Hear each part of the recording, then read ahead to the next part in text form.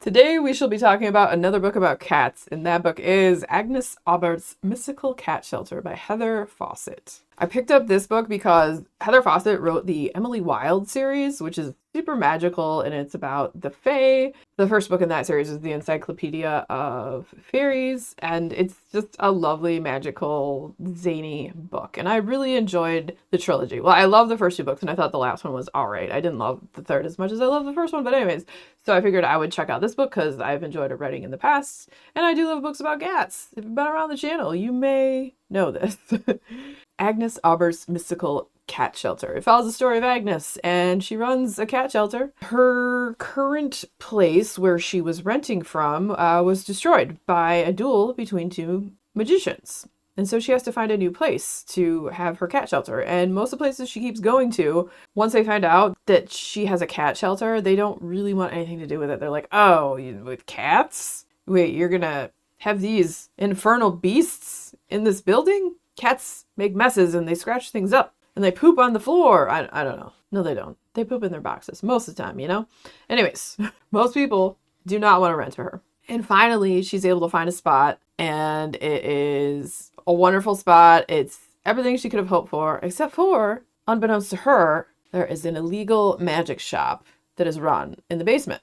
And it may just belong to the nefarious, or maybe nefarious by reputation, Witch King, Havelock Renard. And so you have Agnes, who takes this space and she starts bringing her cats in. She's just happy to have a place to have the cats because winter is coming, and without a place, a lot of these cats would freeze to death. So she's just very happy to be in a space that's warm and, you know, just ignore if things are a little bit weird. Just gonna try to ignore that there's weird people that come in and disappear into like the back room on a regular basis, and the things that maybe her intuition is telling her something weird is going on here, but it won't be long before she finds out. A little backstory on Agnes. She's been widowed for 2 years. The love of her life, Robin, had a heart attack and passed away. You have also a bunch of different cats. One of the cats was Robin's cat, this cat called His Majesty, who's kind of an ornery, cantankerous sort of cat that doesn't seem to like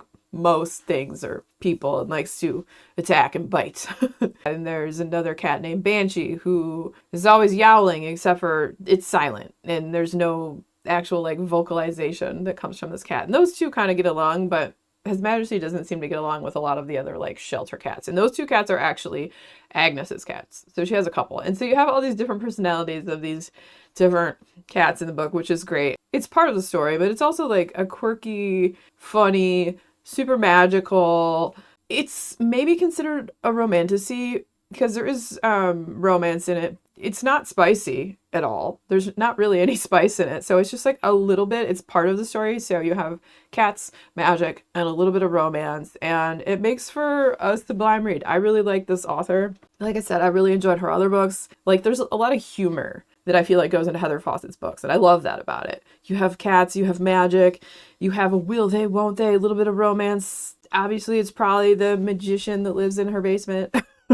The Witch King, who everyone has made out to be this like evil a-hole when, you know, the reality of some of the stuff he did, like he was young and dumb. Then a magician that came into like all these powers and wanted to see what he could do with this, that, and the other. And now he just really just wants to be left alone in his basement. But then, which is the whole climax of the story, another magician arrives and basically starts like causing a ruckus and effing up the shop.